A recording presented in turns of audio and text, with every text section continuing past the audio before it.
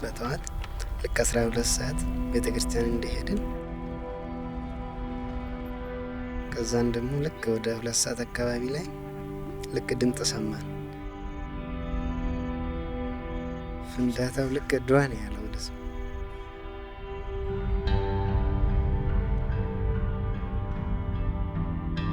የኔ ልጆች በጎች እያገዱ ነበረ። በጎቹ ጋር እኔ ልጆቼ ተበላሹ ብዬ ሞተውብኛል ብዬ ስሮጥ እነኛ ልጆች ስላየኋቸው ወዴት ነው ብዬ ደግሞ ስሮጥ አገኘኋቸው። On March 10, 2019, a plane carrying 157 people crashed in this field in Ethiopia, about 50 kilometers from the capital of Addis Ababa.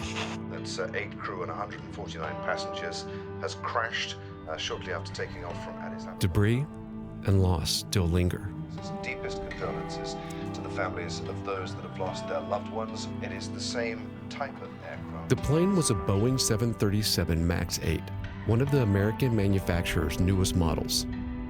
It was the second 737 MAX to crash in less than 5 months. The plane was delivered 2 months ago, a very, very new plane. We've never seen 2 airplanes catastrophically destroyed with passengers on board so early in the service life of a product. And in the aftermath, families and investigators are still searching for answers. Fault Lines traces what led to the 2 crashes and asks if American aviation regulators have allowed industry too much control over safety.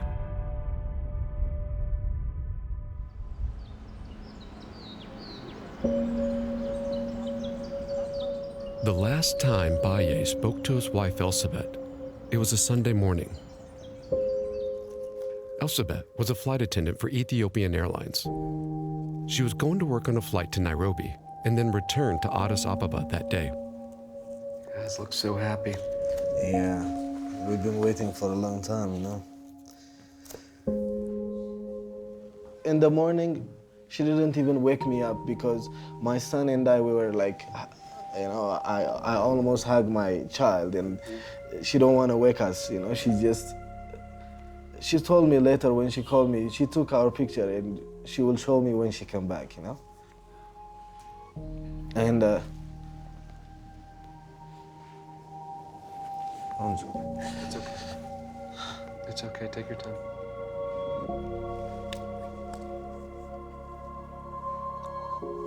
And before she on board, she called me and she told me that she wants to have lunch with me, so I should pick her up.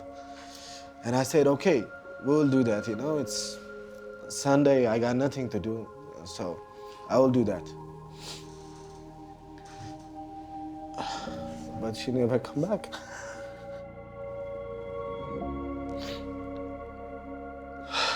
She never come back.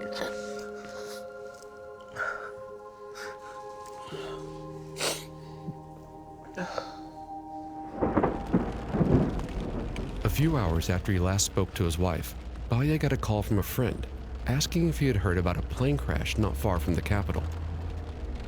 He went straight to the airport. I don't even know how to drive, you know, like I'm shaking.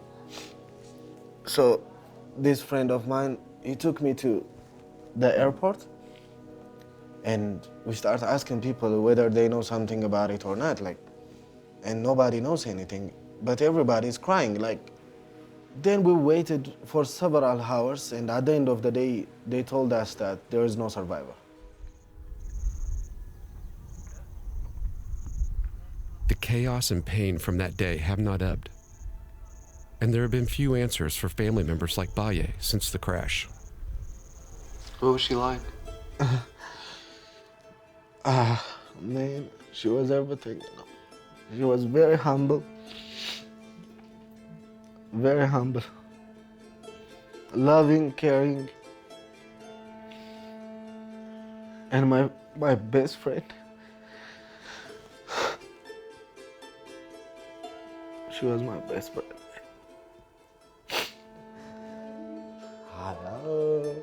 After the crash, it was too painful to stay in the home he and Elsabet lived in. Hey. So we moved in with her parents. Who that? Who's that? I couldn't go there. Who is that? I just can't. She's all over the place, you know, like we paint the house together, we select the couch together. Literally, you know, everything in that house reminds me of her, you know, like, so mostly I don't go there. When you lost that, What is that? What do you want? all your focus will be, you know, on the things that give you a little bit closure about you know, what you lost. So that's what I'm trying to do, trying to get closure. But closure is far away. Less than 5 months before the Ethiopian flight went down, a Boeing 737 MAX crashed off the coast of Indonesia, killing all 189 people on board. But it was only in the aftermath of the Ethiopian flight that aviation authorities around the globe grounded the 737 MAX.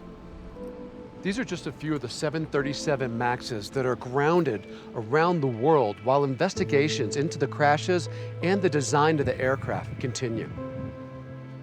Some details have emerged bit by bit about what could have caused the planes in Indonesia and Ethiopia to go down. Software that could control the tail of the plane has been implicated in both crashes. But to understand the full story, it means tracing the history of the Boeing 737 MAX.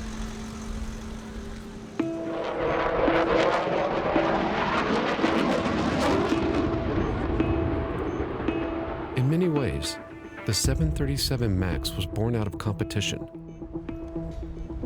We've come to the Paris Air Show. This is the largest air show in the world, and a chance for the aerospace industry and plane makers to celebrate their latest creations and commercial sales. It was here in 2011 that Boeing's rival, European manufacturer Airbus, broke records with orders for their new plane, the A320neo. Really is an historic announcement, the largest ever order for our A320 family. So we talk about the airline space where we basically fly every day on the domestic flights and smaller or shorter intercontinental flights. And Boeing and Airbus dominates that 100%. Airbus's A320neo was an upgrade of an older model, but with a new fuel-efficient engine, promising savings to airlines and catching Boeing off guard. The fact that Airbus decided to re-engine, which is of course much quicker than doing a new aircraft, put Boeing into a decision. Do we stay with the plan to make a new aircraft, or do we actually go and also re-engine our NG platform, the 737 NG platform? Facing a loss of orders to Airbus to large clients like American Airlines, Boeing decided not to make a new airplane to compete with Airbus, and instead decided to upgrade the workhorse of their fleet, the 737. So this is the NG model. Yes. This is the model that the MAX was built on. This is the previous model. Yes. What would be different about a MAX than this model? It would be essentially larger engines, sitting a little bit further forward.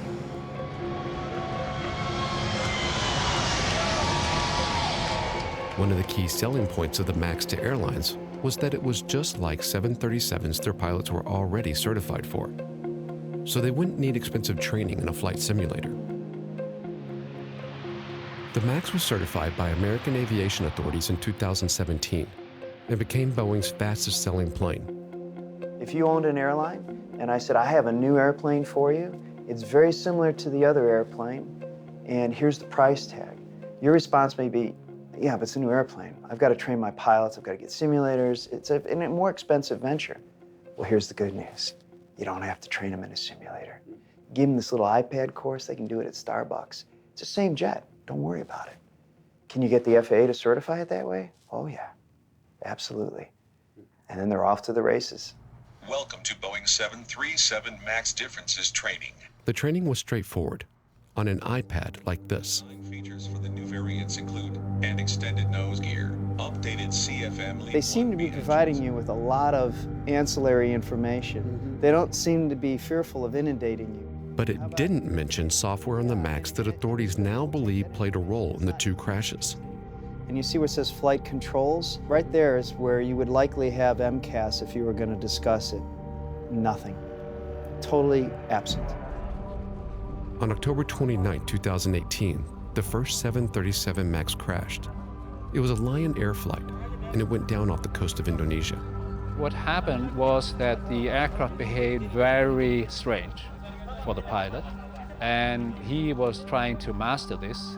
In my view, he was a more than average pilot in his mastering of the attack, or which we later learned was MCAS. MCAS is a system that Boeing put on the MAX to counter extreme situations that could occur due to the new larger engines. In both the Indonesian and Ethiopian flights, the system kicked in when it shouldn't have. He didn't know about the fact that there was a system which was actually meant to never be activated. It's a system which is basically there to help you in a very grave emergency, that this was triggering.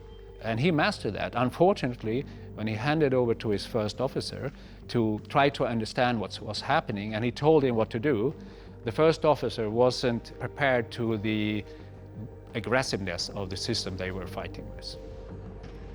The pilots on the Indonesian flight fought MCAS more than 20 times before the plane went down 12 minutes after takeoff.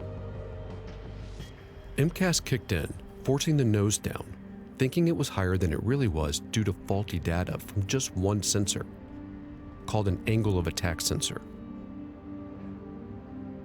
A few weeks after the crash in Indonesia, Boeing executives met with the Union for American Airlines pilots to discuss the software.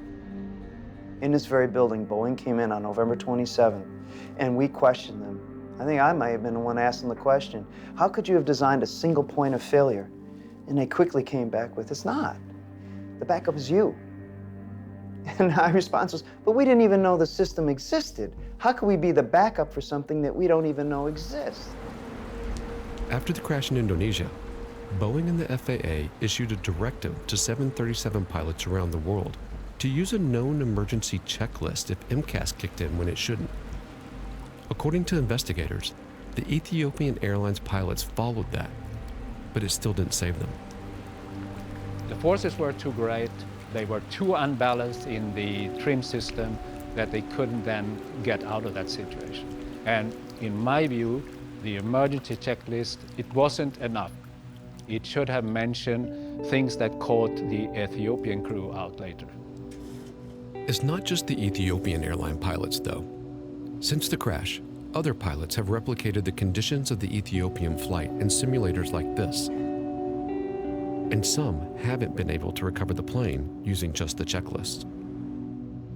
It's already been demonstrated by our very own fleet manager pilots that this aircraft can be impossible to trim in certain flight conditions. Big difference from the very, now you may want to take an umbrella out today, it looks like it could rain, to there's a tsunami, there's a hurricane, there's a tornado. Multiple investigations have been launched, including a criminal probe by the Department of Justice, to figure out what went wrong during the design and testing of the 737 MAX. But a former Boeing engineer who worked on the plane says it took place amid immense commercial pressure. Can you talk to me about the environment while designing the MAX? Cost pressure and time pressure was the biggest impact, biggest driver. He spoke to us on the condition of anonymity due to fear of repercussions from Boeing for speaking out. I believe we had customers that would inform us that if they couldn't get the airplane soon enough, they would go to an Airbus solution to their market need. So immense pressure on getting the airplane to market as soon as possible. He says there was a pressure to keep the plane to the same regulatory requirements of the previous 737 model. When you build an airplane based off of another airplane, differences add up to additional training. On the 737 MAX, there was constant pressure to not change anything. From a cost perspective, change costs money. The business side drives the culture. What creates the cost and schedule pressures is the constant pursuit of the bottom line by the leaders of the company, and the leaders of the company are the board. Bill Rossetto worked at Boeing for 3 decades until 2014, and then worked at the union that represents Boeing engineers before retiring this summer. He didn't work on the MAX, but says that during his time at Boeing, changes at the corporate level led to shifts in the company's safety culture. Boeing is looking to cut costs on both the top and the bottom of the problem. They're going to move labor to places where it doesn't cost as much to pay, and then they're going to cut their production costs and look for cuts in all their designs to reduce the cost. So the number one concern for their upper management is return on investment. When you're so targeted on return on investment because you're a business company, you know, and you end up taking safety for granted. Details of the MAX's safety analysis by Boeing are still coming out, but some things have emerged in the aftermath of the crashes. Boeing's safety analysis didn't test for what could happen if MCAS was triggered by a broken or faulty sensor. It's also not clear if the company considered the impact of the software triggering more than once. Boeing declined an interview with us, but in a statement said they're focused on, quote, working with global regulators on testing and implementing the software update. But at the end of the day, in the system that's supposed to ensure our safety in the air, the final approval wasn't Boeing. It was the Federal Aviation Administration, or FAA, the government agency responsible for certification of airplanes. We learned that the FAA never performed its own assessments of the system, and in fact that had delegated much of its oversight to the Boeing company.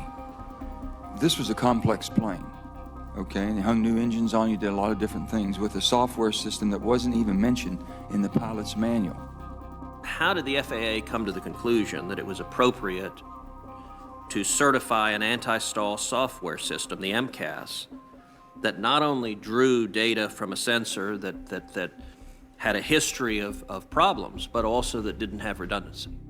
In addition to federal probes, since the crashes, FAA officials have been called to testify before congressional committees, asking if the agency deferred too much to Boeing for the plane's safety analysis. The FAA welcomes scrutiny that helps make us better.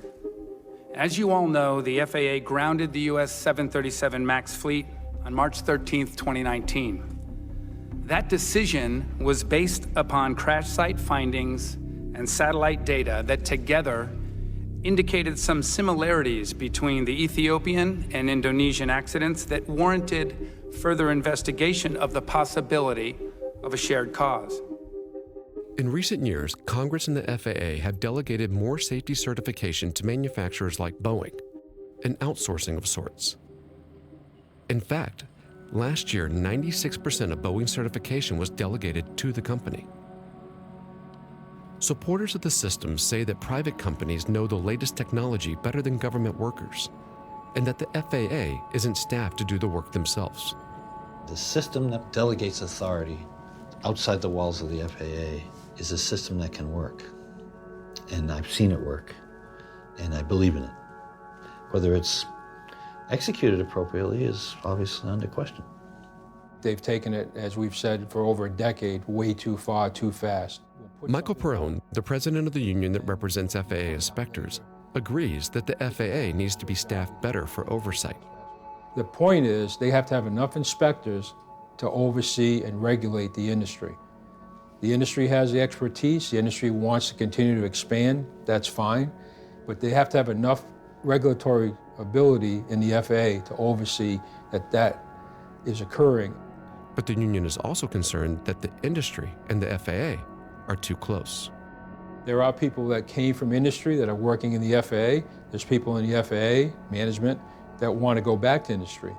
Right now, industry is driving the FAA. Industry also says, I want to get this airplane out by this date, or I want to get this signed off by this date. One of the questions facing various investigators now is if and how much that pressure impacted the certification of the 737 MAX. These are highly challenging products to make and services to provide, so mistakes get made. The question is, do you have enough level of backup? And that's obviously what didn't happen. There wasn't enough backup, either in the decisions that were made or in the designs that were put out there. As investigations continue into the crashes, FAA officials now have to account for how the agency's oversight system failed in the certification of the MAX. We asked the question, And the FAA told us the answers to the question, did you test the MCAS misfire, like happened with Lion Air in Ethiopia? And they asked, in the initial certification? No, we did not.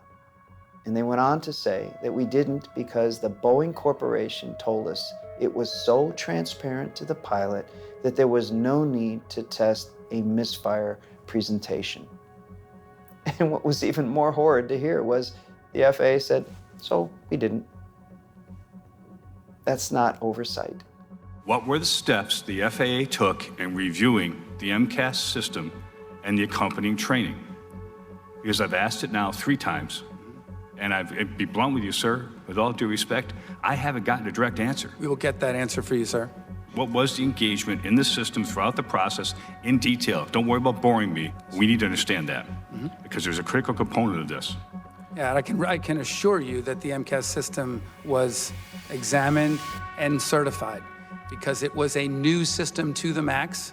It was. And we retained it, and we had the oversight of that, and we certified it. Mr. Elba, I'm with Al Jazeera, show called Fault Lines. We're investigating this. Why did the FAA catch the problems with Boeing's MCAS system? I mean, I think the body of the hearing just now should answer any and all of your questions. The FAA declined an interview, but in a statement said the agency certification process has, quote, consistently produced safe aircraft designs. Let's be clear, the system failed. That's the first step to repairing the system. The system failed. The system is Boeing, the FAA, other oversight areas from within those groups. It failed. What's the measure on that judgment? These 2 crashes. It's that simple. The system failed. It failed our passengers. It failed the globe.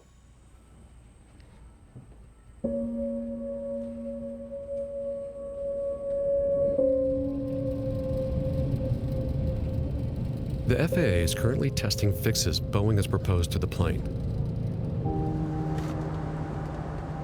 It's not clear when the 737 MAX will be back in the air, and what it would take for passengers to trust it again. The system of regulations and oversight could almost feel abstract if it weren't for what's at stake. Hey, Papa.